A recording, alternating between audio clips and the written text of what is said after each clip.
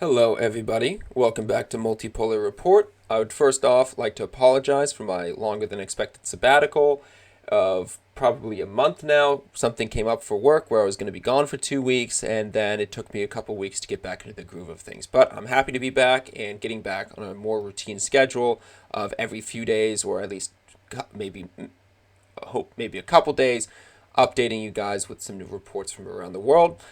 To start off, though, it's going to be a post from Defense Politics Asia with his great mapping. He shows and sources. He shows that the Ukrainian forces seem to have been withdrawing from their second to last defensive line in Bakhmut itself, leaving them with their final stand in Bakhmut, which will be along the Heitman area on the map shown, and this, or even further back, which would be the supermarket. And if the Ukrainians decide to keep on standing here and defending this area, it leaves them vulnerable to a full encirclement due to the fact that the roads would be right behind them, and essentially now there is no chance of having an orderly withdrawal, but instead it's going to be a rout or a fight to the last Ukrainian in this area. And if they lose that last line of defense and they don't have any counterattack, they will be properly pushed out of the city, leaving them instead of with 8%, but with 0%, and that would be the end of the city of Bakhmut. The Ukrainian sources claim that they are wanting to hold the city for symbolic reasons in order to slow the Russian advances and deliver the humiliation of the Russians failing to take as they might call it, an insignificant city or unimportant strategic city of Bakhmut prior to their May Victory Day parade, which I believe is May 12th. Additionally, today, it's being reported that the Russians utilized Lancet drones, and while some of these images are still uncorroborated, there was a video released of an S-300 getting destroyed today, and along with this, they posted the Gepard also getting destroyed. This would be devastating for the Ukrainians because, as it was shown in the Pentagon leaked reports, the Ukrainians are already running low on anti-aircraft capabilities, particularly S-300 systems, and Western-made anti-aircraft supplies is rather limited, where in order to get it repaired or replaced, it would have to go through the whole process again, and also additional training. And this is happening at a terrible time where they need all defensive capabilities or air defense capabilities in order to try and repulse the nonstop Russian air bombardment of the glide bombs that are being utilized to greater and greater effect and greater occurrence and overall, and happening at a greater rate on the front lines. And this is devastating where the Ukrainians want to develop their counterattack or attack allegedly in the south of Ukraine. And if they lose their air defense capabilities, it'll get stopped in its tracks and deal a massive political blow, geopolitical goal, and also blow, and also maybe even a domestic one, where if all the hopes are hinged on taking back territory and it runs out of steam before the engine starts churning, you could see massive question marks arising in Kiev itself. Here's another image as well of the S-300 system, which is being alleged to have been destroyed. Also, there is a phenomenal article I would recommend everybody to read. It's called Digging In by Reuters. It states that the end of 2022, the extensive Russian fortifications designed to slow any Ukrainian advances started to spring up along, behind, and sometimes far removed from the front lines. This article gets into the Russians' massive development of defensive fortification lines all throughout the front lines, not just in Ukraine, or at least Ukrainian occupied territory or liberated territory, however it's framed, but also along the internationally recognized border of Russia itself. And it does a great job of showing the extensivity of the extensiveness of the Russian fortifications. As you can see, the lightest part, and this is just the top, is in Russia itself. And each of these little circles represents, as it says, a trench and obstacles. And as we move down and into internationally recognized Ukrainian territory, it becomes more extensive, and in the area where the Ukrainians are alleging to want to launch their super counteroffensive in order to cut off Melitopol and thus isolate Crimea to just the bridge, the Kerch Bridge, the Russians have developed potentially the largest defensive line in the world in terms of pure concrete trench network and defensive fortifications that are actually manned. It used to be the Donbass area outside of Bakhmut, but those are extensively degraded, and now it's down to, and now the Russians have this brand new, fresh concrete defense system in the Zaporozhye area, and it will take a phenomenal feat for the Ukrainians to be able to break this defensive line and then do so in a manner where they can even break deeper behind the Russian lines and then make their advances all the way down to the Sea of Azov.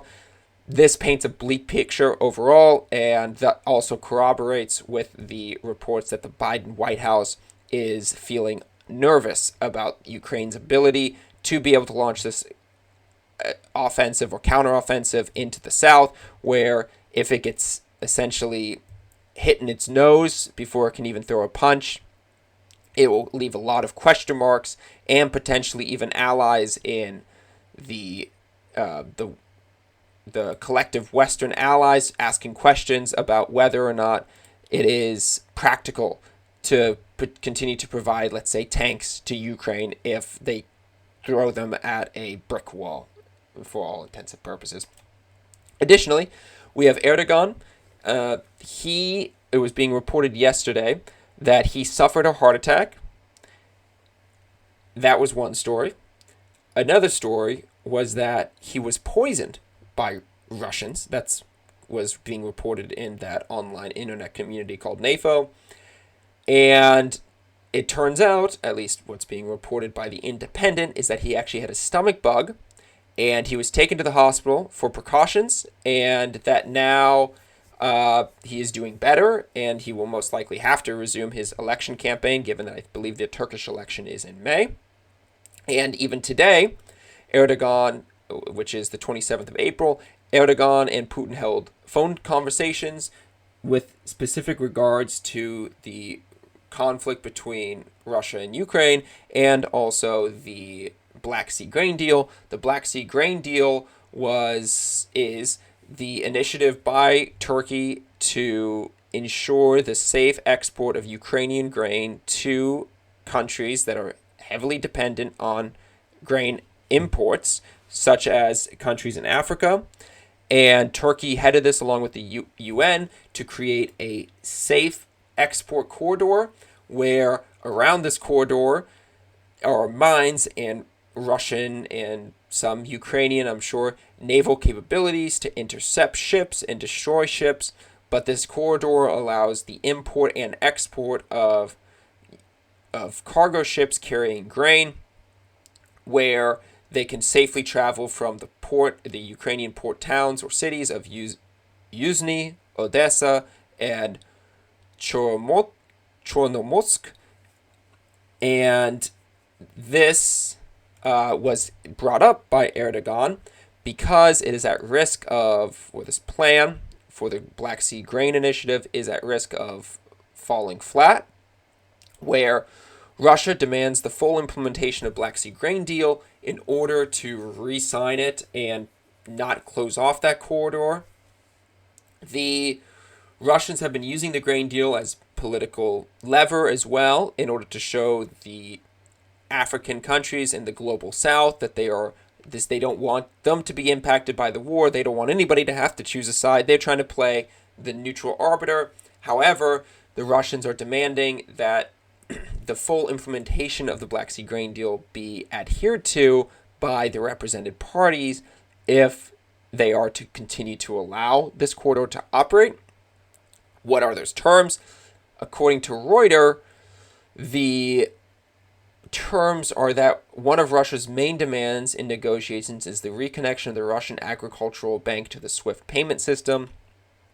This, in my opinion, is not necessarily their biggest demand.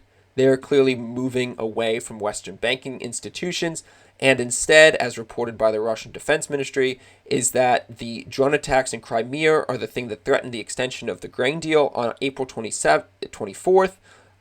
It is reported that the Russian Black Sea naval components in the port of Sevastopol came under a unmanned boat attack, and they claimed that it was the Ukrainians. Ukrainians don't take responsibility for these attacks into at least what you could say is Russian territory, even though I know Crimea is still internationally recognized by most countries as Ukrainian territory, yet they still are pretty sheepish about announcing any drone or kamikaze boat attacks in this area. And the defense minister adds that the grain deal was resumed only thanks to Turkey's guarantees and Ukraine's written commitment not to use the humanitarian corridor in Ukrainian ports for combat operations against Russia. On March 23rd and April 24th, Ukraine undertook repeated attacks of the Black Sea Fleet basing point in the city of Sevastopol and civil infrastructure of Crimea by uncrewed boats. As for the ability and capabilities of the Ukrainians to launch said attacks, it is certainly possible, and it's also being reported by Al Jazeera that the Russians are reporting that they stopped a drone attack where they claim that there was 2 kamikaze drones and both of them were destroyed, or one was destroyed, one exploded on their own. The Ukrainians certainly have these capabilities. This is an article from USNI, which was posted October 11th of 2022, which shows the model drone which the Ukrainians have been working on. And as you can see, it's completely unmanned with an electro-optical device, thermal camera on the top. And the article claims that it is potentially using Starlink antenna in order to connect to the global satellites. This would be a very interesting point given the fact that Elon Musk has repeatedly claimed that he does not support the use of Starlink in any offensive action. But this article is also, again, from October 11th, and if nothing was done then, I'm more inclined to say that nothing will be done now. And on to the next point, we have that China is still ghosting the United States, despite the fact that this article is from the 5th of April, and we are on the 27th. China has still not picked up the phone for any of the high up diplomatic conversations between the Chinese leadership and the United States. The Chinese were very offended when Balloon Gate was taking place back in April, and Blinken, out of spite for the Chinese balloon flying over the United States, canceled his trip to Beijing. And since then, they have refused to return any of their phone calls, refusing to engage in any high-level diplomacy, even at the military level. And instead, Xi Jinping used the time that was reserved for Blinken, to fly to Moscow and meet with Vladimir Putin. And this comes off the back of Xi Jinping also then meeting with Zelensky, which was done without any coordination with the United States, hence the Chinese peace deal being only influenced by their own political agenda or geopolitical agenda. Additionally, the Chinese have denounced the U.S. plans to send nuclear ballistic submarines to South Korea. South Korea and the South Korean president and Joe Biden just recently met in Washington, D.C., where Joe Biden reaffirmed the commitment in order to defend South Korea from the north, or South Korea from North Korea, and they are now adding a nuclear ballistic submarine to South Korea in order to create the nuclear deterrence for North Korea in case they discuss attacking the South.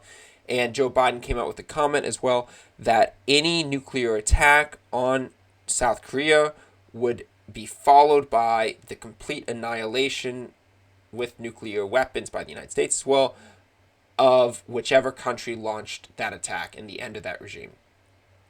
And then this is a decision taken by the South Korean president, and the South Koreans' continual support and crusade with the collective West is causing him to lose favor in South Korea itself, where for the third straight week, his job approval has declined, where now only 32.6% of people actually view him positively, and this will create a further issue if the war in Ukraine begins to teeter and favor the East in terms of power projection and advantage. And same thing with the sanctions war, where if he commits to the United States' agenda of engaging in a sanctions war, a trade war with China, and engaging in a proxy war with Ukraine, both of which he's now involved in, and it continues to backfire, we could certainly see some more political turmoil in South Korea. And this decrease in popularity is after his remarks on Ukraine and Taiwan raised tensions with Russia and China, as reported by the article. With regards to Russia, in South Korea, they have an export law which prohibits any sales of ammunition to a country currently engaged in a conflict or proxy conflict. So what the South Korean president very cleverly did is he instead leased the artillery shells to the United States, and they'll get it back sometime. This completely obviously is a workaround and a loophole of the export law, why even have that law ultimately, which then the South Koreans, I'm sure, are asking the same question, and it's clearly, if there was any political willpower, would be an investigation and make sure that law was properly processed or change the law. But there isn't any of that, and it's all done behind closed doors by very clever people. And now his approval ratings are continuing to slip.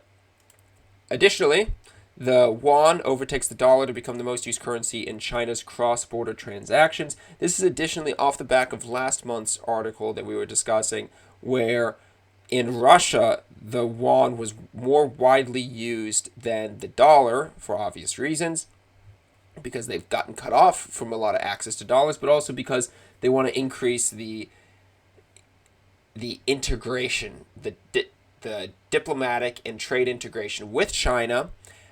This is another sign of de-dollarizations, or at least the decoupling between China and the United States. However, this is certainly going to be a slow process where, despite the fact that cross-border payments and receipts in won rose to record $550 billion in March, which just a month prior were only $434 billion, which is rapid, still, data from SWIFT show that the won share of global currency transactions for trade finances rose to 4.5% in March, but the dollar is still at 83.71%. While the gains are certainly happening much faster and faster, and this, in my opinion, is a case of gradually and then suddenly for the decoupling or the de-dollarization of the world, this is something that is just another story to add to that pile overall. Additionally, on to some U.S. domestic policy and dealing with economics and also defense. We have Jerome Powell, who is the head of the Federal Reserve in the United States. He got pranked by some Russian pranksters, I believe, Showville, where they pretended to be Vladimir Zelensky, and they discussed with him the anti-Russia sanctions, along with the American economy and interest rates. And around this point in the video, I found some of the more interesting things that he had to add, which I'll let you guys take a listen. Your prediction about inflation in the U.S. I do, yes. Our policy rate quite a lot last year in order to slow the growth of the U.S. economy and enable inflation to come down, and we think that's working now. And I think we're very much on track to get inflation back down to our target, which is 2%. A lot depends on what happens in Ukraine on that, and what happens with Russia and their energy, and also with the opening of China. If the rate is raised further, the standard of living of the population will fall. So how much should it fall in order for the Fed to stop raising the rate? You know, we've raised rates quite a lot, and the market is already pricing in two more quarter percentage point rate hikes. We'll look around after we make those two, and we'll say, should we do any more? And then the question will be, how long do we keep rates at this level? And I think we'll keep them there for quite some time. So Jerome Powell is believing that they will keep rates there for quite a while, and he's guaranteeing, at least according to this interview, 2 more rate hikes. This comes out the same exact day that we got the GDP report in the United States coming out, where the US GDP rose at a 1.1% pace, which is 0.9% lower percentage-wise than the 2% estimate. Additionally, we got the inflation for the PCE price index, which I believe is the PCE, I'm trying to remember, the PCE price index, which is the personal consumption expenditure price index, which was also higher than expected. And this creates the Sophie's choice that appears to be on the horizon for the United States, where, as shown with the graph below, despite the little recession we had last year, even though some people didn't like to call it a recession, the U.S. economy recovered slightly, but now it's dipping back down. And we have a coming collapse in GDP, especially with the increase in interest rates, which will cause the Fed to have to double down and say, nope, we're not going to be lowering interest rates or installing liquidity in the market, which could then, if they decide to double down, could create almost a depressionary cycle, or completely reverse and cut interest rates, increase stimmy checks and stimulus packages going into the consumer, which would then cause inflation to roar back again. And we already have it increasing again. So it's going to create a real tough choice for the Fed. Depends how bad, obviously, the recession, depression, or depression could be. But that is to be seen overall. Additionally, as I'm sure everyone has heard, Tucker Carlson was fired on Monday from Fox News officially, and apparently Rupert Murdoch, who is the head of Fox News, made the decision to fire him on Friday. And according to Politico, they are reporting, based on an anonymous senior officer report, that the Pentagon is very happy with this decision and that we are a better country now that Tucker Carlson is off the air. The Pentagon has always had contention with Tucker Carlson. He has been the most vocal anti-war voice in the corporate press. And now there is, I would say, nobody on any of the stations that is going to ask the question, should we support or supply weapons to Ukraine? It's now a question of how much should we supply weapons to Ukraine. And additionally, he pushed back on Syria policy. He pushed back on some of the training of the current batch of troops, some of the statements made by Lloyd Austin and Mark Milley. So I'm sure that they are all very happy to see the back of him.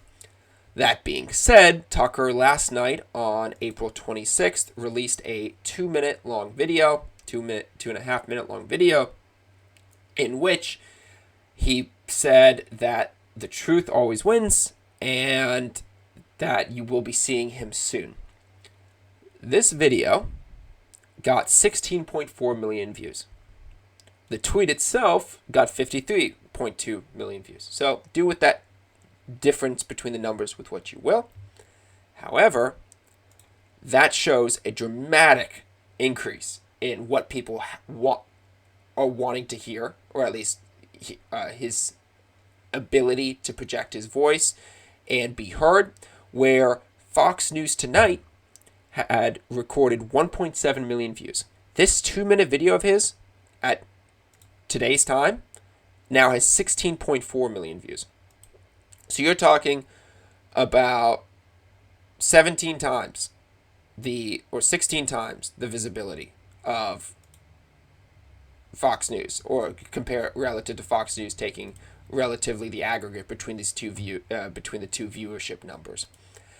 Additionally, you have the as Benny Johnson says, Tucker's an animal, and and it could signify the end of the corporate press. We'll see.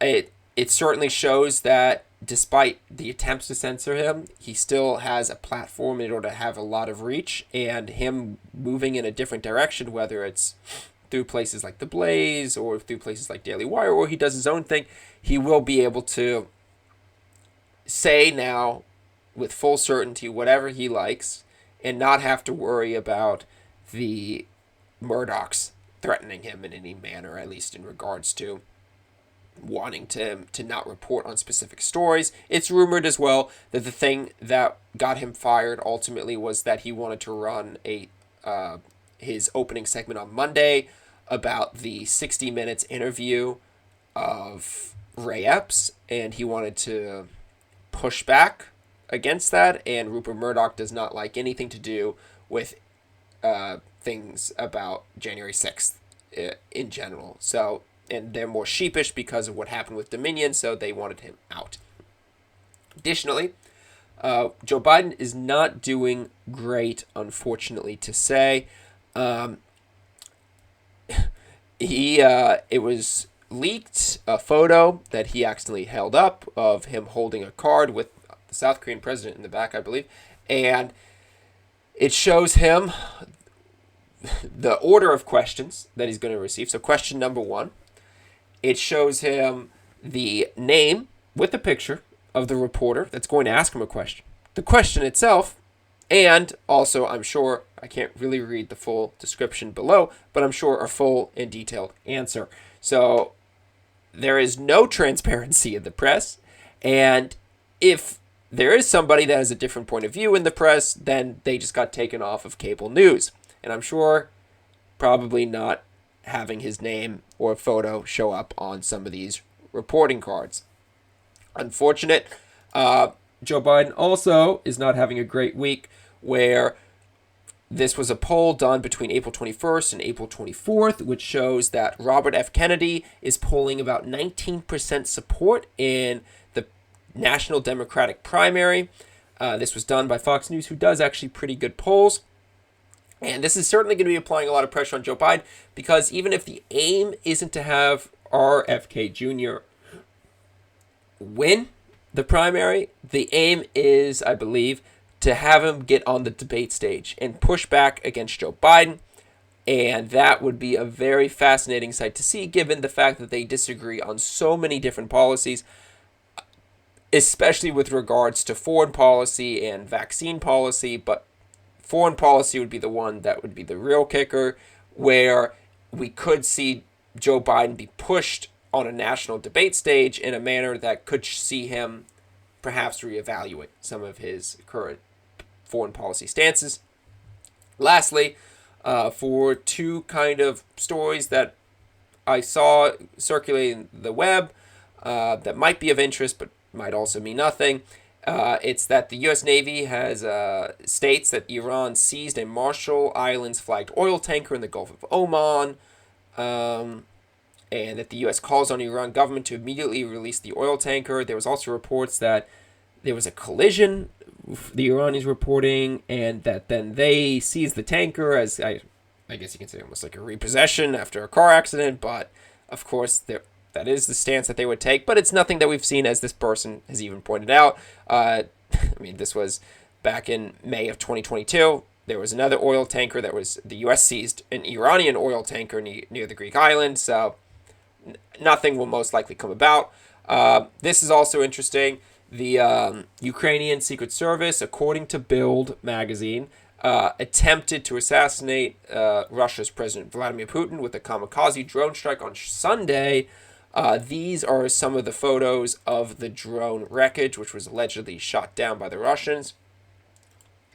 If true, this would be the first public attempt, I would say, to assassinate Vladimir Putin, and maybe a high-level official. We know that there was an attempt when he was at a cafe and they missed him just barely, Prigozhin being the head of Wagner. Yet, with the reports that this was Vladimir Putin almost getting assassinated, this would certainly be a bigger deal. And I would be sure that the United States wouldn't approve of this, because they don't want this kind of explosion or chaos. But the Ukrainians could have done this, or it looks like they have attempted, according to Build, attempted to assassinate Vladimir Putin, which would have be a no-no for the United States. However, the Ukrainians, feeling perhaps a greater sense of despair, urgency in this coming offensive. Maybe this was the decapitation maneuver that they were aiming for to cause chaos before their offensive. They seem to want to do it, or need to do it, out of necessity. But that is to be seen. Allegedly, we're going to be having this Ukrainian offensive, at least within, I would say, the month, even though some now say it might be in the summer. That is to be seen. The Russian defenses seem to be getting stronger, and their massive industrial repurposing of their glide bombs is going to be posing an even greater threat to the Ukrainians by the week.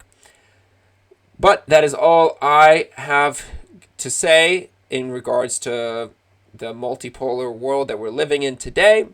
I hope you enjoyed the content. Like I said, I will be doing my best to bring about a more frequent schedule, whether it will be every couple days or every few days in terms of the next report.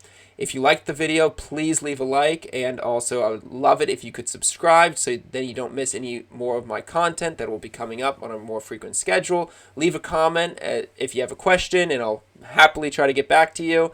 And I hope the rest of everyone has a great day, and I'll see you guys next time. Bye-bye.